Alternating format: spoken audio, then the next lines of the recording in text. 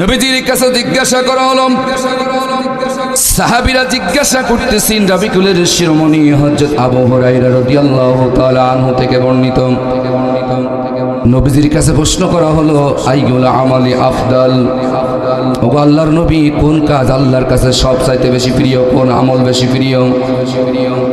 নবীজি বললেন আল ঈমানু বিল্লাহি ওয়া রাসূলি, সর্বপ্রথম আল্লাহর কাছে প্রিয় আমল হচ্ছে, প্রিয় কাজ হচ্ছে আল্লাহ আল্লাহ রাসূলের উপরে পরিপূর্ণ বিশ্বাস এবং ঈমান আনা। জোরে বলেন সুবহানাল্লাহ। আজকে সাতক্ষীরার ময়দানে অনেকের ঈমানই সহিহ হয় নাই, অনেকের ঈমানই খাঁটি হয় নাই।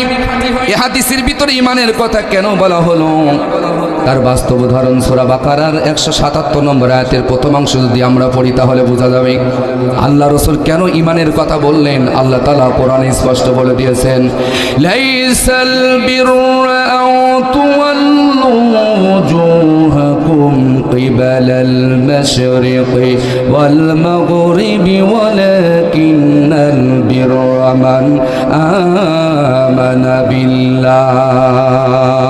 আল্লাহ পাক বলেন, লাইসাল বিররা আন তুওয়াল্লু ওয়াজুহাকুম কিবালাল মাশরিকি ওয়াল মাগরিব, পূর্বে এবং পশ্চিমে মুখ ঘোরানোর ভিতরে কোনো কল্যাণ নাই, কোনো সওয়াব নেই। ওয়ালাকিন্নাল বিররা মান আমানা বিল্লাহ, প্রকৃত সওয়াব হচ্ছে, প্রকৃত কল্যাণ হচ্ছে আল্লাহর উপরে পরিপূর্ণ ঈমান আনা। জোরে বলুন।